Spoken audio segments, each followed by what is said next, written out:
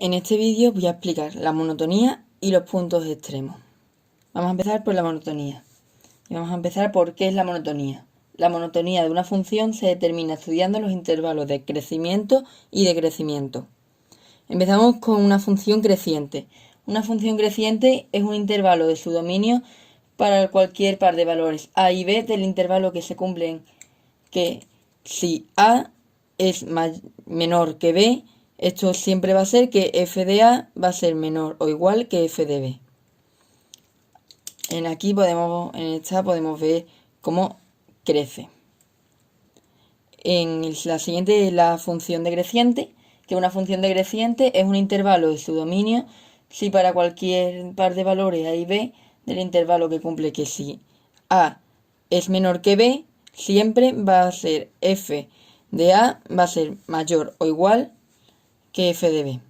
Y por último tenemos una función constante en el que es un intervalo en el que dominio si para cualquier par de valores a y b el intervalo se cumple, que a siendo menor que b siempre va a ser f de a igual que f de b. Después tenemos los puntos extremos. Los puntos extremos, hay cuatro tipos de puntos extremos, que son el máximo relativo, el mínimo relativo, el máximo absoluto y el mínimo absoluto.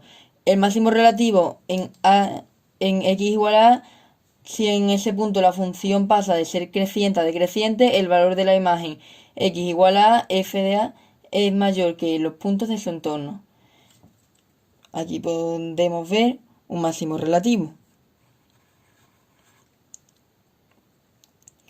Después tenemos el mínimo relativo, que la función tiene un mínimo relativo en x igual a a si en ese punto la función pasa de ser decreciente a creciente. El valor de la imagen de x igual a f de a es menor que los puntos de su entorno, como podemos ver aquí, que es un punto en el que es menor pero no es el más pequeño. Después tenemos una función que tiene un máximo absoluto en x igual a si su imagen f de a es mayor o igual que el valor de la función en cualquier otro punto de su dominio. Aquí tenemos un extremo, un máximo absoluto. Y por último tenemos el mínimo absoluto, que una función tiene un mínimo absoluto en x igual a si su imagen f de a es menor o igual que el valor de la función en cualquier otro punto de su dominio. Que aquí podemos ver que tenemos un punto de un mínimo absoluto, ya que es el más pequeño de toda la función.